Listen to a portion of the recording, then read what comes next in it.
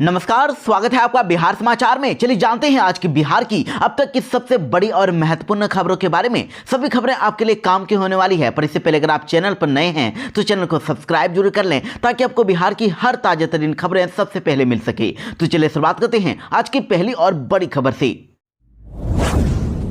बिहार में जारी हुआ गेहूं का नया रेट। अब 1 अप्रैल से नई कीमत पर होगी खरीदारी।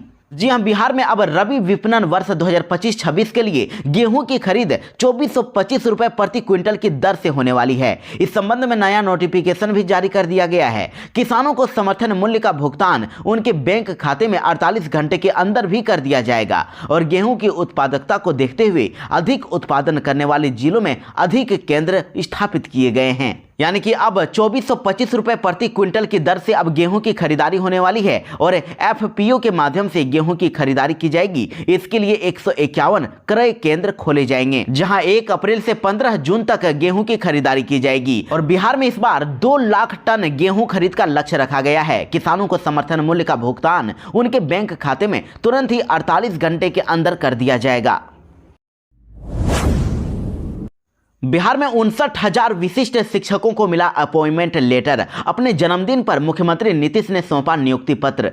जी हां, मुख्यमंत्री नीतीश कुमार ने अपने 75वें जन्मदिन पर सक्षमता परीक्षा 2 के पास हुए 59,028 शिक्षकों को विशिष्ट शिक्षक का नियुक्ति पत्र दिया है। नियुक्ति पत्र लेने के बाद यह नियोजित शिक्षक अब राजकर्मी बनते हुए विशिष्ट शिक्षक बन गए हैं। इसमें 55,845 प्राथमिक शिक्षक हैं, वहीं 2532 माध्यमिक शिक्षक हैं और 651 उच्च माध्यमिक शिक्षक हैं। मुख्यमंत्री सचिवालय स्थित संवाद कक्ष पटना में समारोह का आयोजन किया गया था। वैसे आपको यह भी बता दें कि टीआरई 3 के अभ्यर्थियों के लिए भी बड़ी खबर है। टीआरई 3 के अभ्यर्थियों को नियुक्ति पत्र देने की तैयारी हो रही है। बीपीएससी से तीसरे चरण के शिक्षक बहाली के सफल अभ्यर्थियों को अब होली से पहले ही अपॉइंटमेंट लेटर देकर होली गिफ्ट देने की शिक्षा विभाग की बड़ी तैयारी चल रही है। 9 मार्च को गांधी मैदान में भव्य कार्यक्रम आयोजित करके मुख्यमंत्री नीतीश कुमार के हाथों परीक्षा में पास हुए लगभग 66,000 शिक्षक अभ्यर्थियों को नियुक्ति पत्र देने की तैयारी है। किसानों के लिए बहुत ही अच्छी खबर। अब धान उगाने के लिए नहीं करनी पड़ेगी बिचड़ों की रोपाई, सीधे बीज से ही अब उगाइए धान।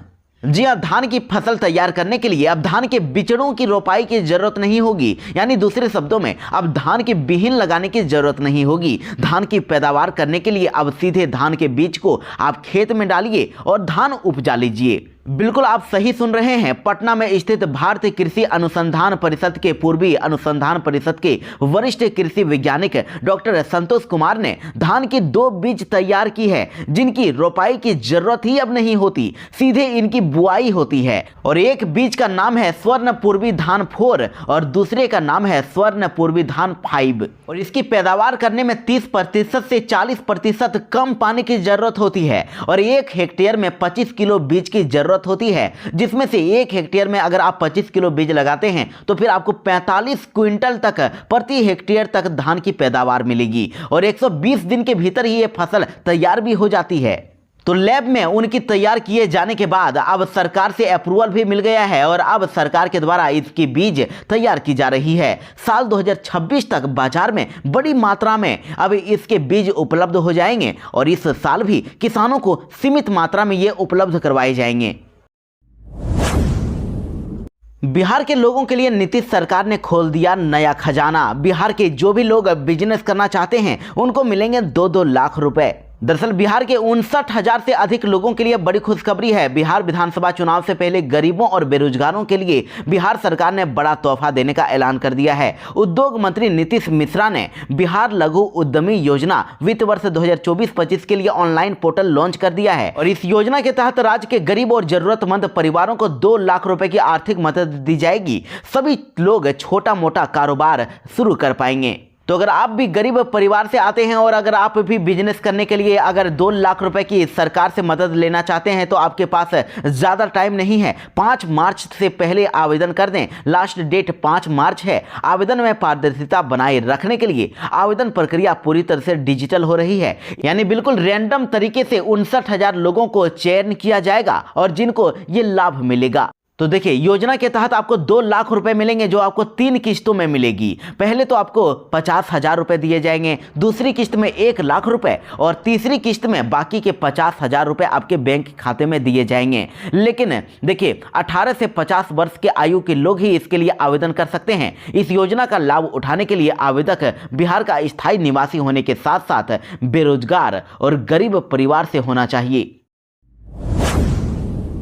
बिहार में नीतीश सरकार ने दिया बड़ा तोहफा। बिहार के 5 लाख लड़कियों को जल्द ही मिलेंगे 50-50 हजार रुपए। बिहार में इस साल विधानसभा चुनाव होने वाले हैं और चुनाव से पहले ही नीतीश कुमार बिहार की बेटियों को बड़ा गिफ्ट देने जा रहे हैं। बिहार की करीब 5 लाख लड़कियों को मुख्यमंत्री की ओर से 50-50 हजार रुपए की मदद दी जाएगी और इसके लिए बिहार सरकार के शिक्षा विभाग ने तैयारी कर ली है। जल्द ही उनके अकाउंट में अब 50-50 हजार रुपए भेजे जाएंगे। देखिए, बिहार की लड़कियों को ये जो मदद है वो मुख्यमंत्री बालिका स्नातक प्रोत्साहन योजना के तहत मिलने वाली है और इसी हफ्ते उनके 50-50 हजार रुपए की राशि उनके बैंक अकाउंट में सीधे भेज दी जाएगी। डीबीटी के माध्यम से उनको ये पैसे मिलेंगे।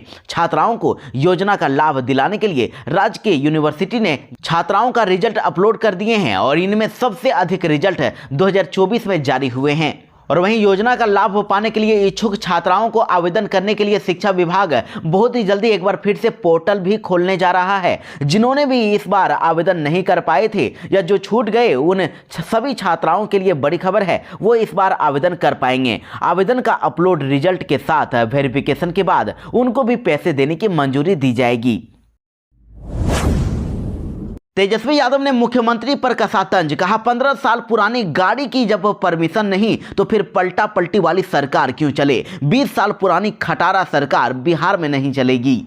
जी हां, मुख्यमंत्री नीतीश कुमार के 74वें जन्मदिन पर नेता प्रतिपक्ष तेजस्वी यादव ने बिहार सरकार पर तंज कसा है। उन्होंने सोशल मीडिया एक्स पर एक पोस्टर के जरिए कहा कि जब बिहार में 15 साल पुरानी गाड़ी चलाने पर रोक है तो फिर 20 साल पुरानी खटारा सरकार क्यों चलेगी। तेजस्वी यादव ने अपनी पोस्ट में सरकार को तोड़ जोड़, पलटा पलटी और जर्जर बताते हुए हटाने की अपील की है। देखिए, तेजस्वी यादव ने अपनी पोस्ट में लिखा है कि बिहार में 15 साल पुरानी गाड़ी चलाने की अनुमति नहीं है, क्योंकि वो ज्यादा धुआं फेंकती है, प्रदूषण बढ़ाती है, जनता के लिए हानिकारक है। तो फिर एनडीए की 20 साल पुरानी जोड़ तोड़ पलटा पलटी वाली खटारा सरकार क्यों चलेगी। उनका कहना है कि 20 वर्षों की नीतीश सरकार ने बीते 20 साल में बिहार के हर गली, हर टोला, हर गांव में गरीबी, बेरोजगारी, भ्रष्टाचार, अपराध और पलायन जैसी भयानक प्रदूषण फैला दिए हैं। नीतीश भाजपा सरकार ने 20 सालों में 2 पीढ़ियों का जीवन बर्बाद कर दिया और अब ये सरकार बिहार वासियों पर बोझ बन चुकी है। इसलिए अब इसे बदलना जरूरी है। और तेजस्वी यादव ने अपने पोस्ट में जिस मीम को पोस्ट किया है उसमें देखिए क्या लिखा हुआ है।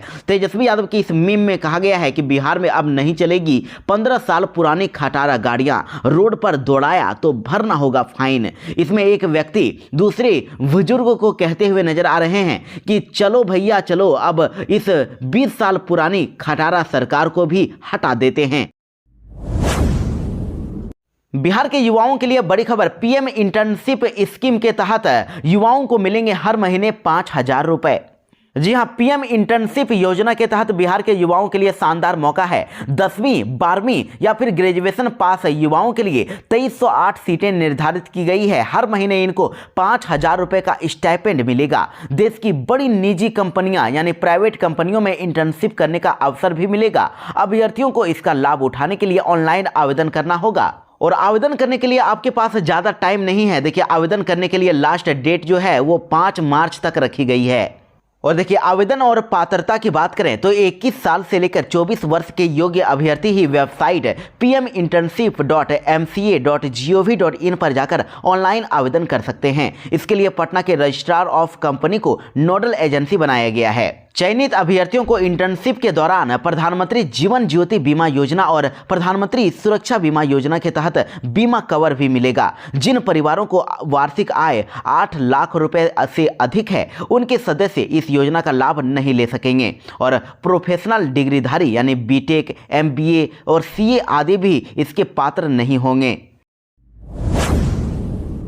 बिहार मौसम विभाग ने आज भी बिहार के कई जिलों में बारिश को लेकर जारी किया अलर्ट। जी हां, पटना मौसम विज्ञान केंद्र ने बिहार में आज भी बारिश की संभावना जताई है। पश्चिमी विक्षोभ के प्रभाव से बिहार के कई जिलों में हल्की से मध्यम बारिश हो सकती है। साथ ही 30 से 40 किलोमीटर प्रति घंटे की रफ्तार से तेज हवाएं भी चलेगी।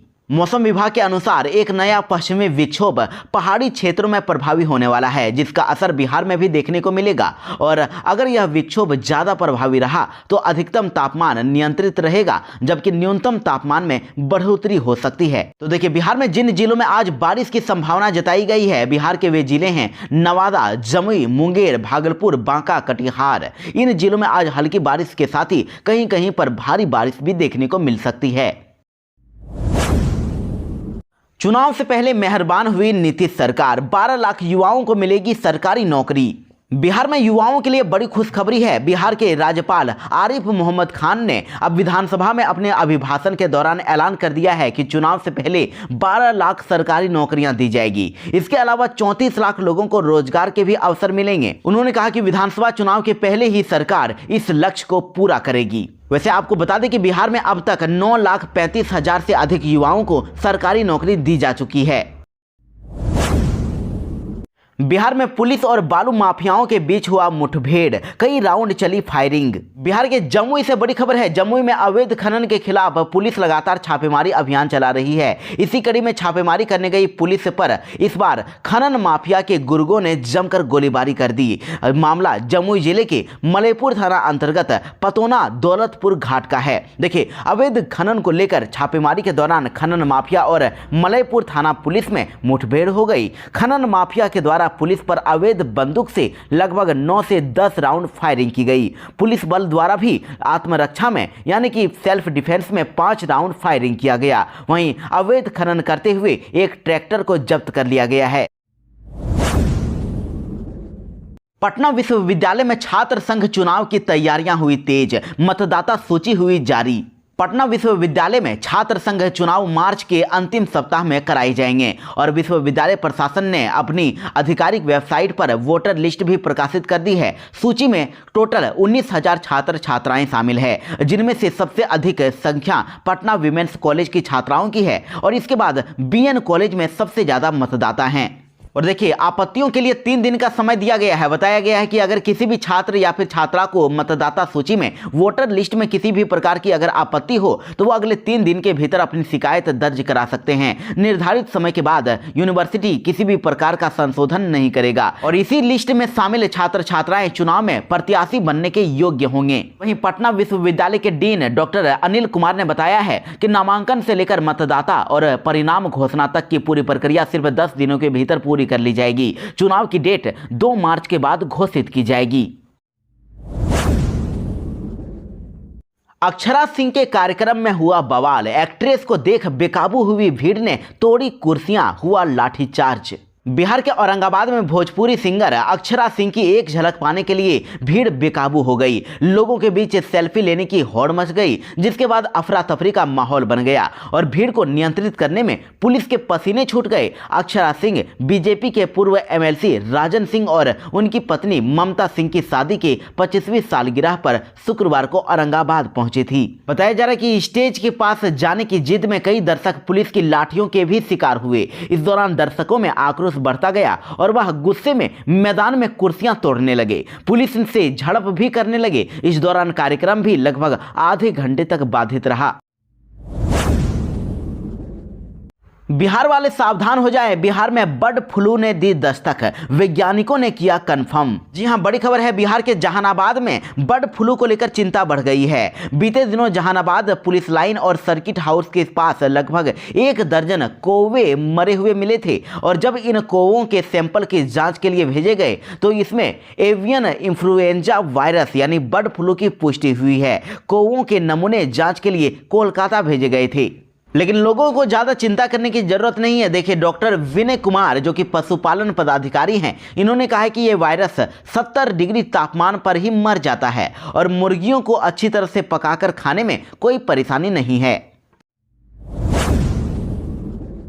28 साल बाद आया कोर्ट का फैसला। जमीन विवाद में हत्या के मामले में 14 लोगों को हुई उम्र कैद। बिहार के मधुबनी के भैरव स्थान थाना क्षेत्र के झोवा गांव में 28 साल पुराने जमीन विवाद में आखिरकार मधुबनी न्यायालय ने अपना फैसला सुना दिया है। इस मामले में 5 अगस्त 1997 को दो पक्षों के बीच विवाद हुआ था, जिसमें हमले की वजह से योगेंद्र यादव की घटना स्थल पर ही मौत हो गई थी। और 28 साल की लंबी लड़ाई के बाद जिला न्यायाधीश अनामिका टी ने अब इस मामले में फैसला सुनाया है और उन्होंने कमल यादव को अब आईपीसी की धारा 302 के तहत दोषी करार देते हुए आजीवन कारावास की सजा दे दी है। और इसके साथ ही अन्य आरोपियों में चंदन यादव, जमुआ यादव, महेश यादव, सुरेश यादव, रघुनी यादव, बिंदेश्वर यादव, ललित यादव, उत्तिम यादव, प्रमोद यादव, सूरत यादव, बोआन यादव, कारी यादव और कुसे यादव को STN 429/98 के तहत उम्र कैद की सजा सुनाई गई है।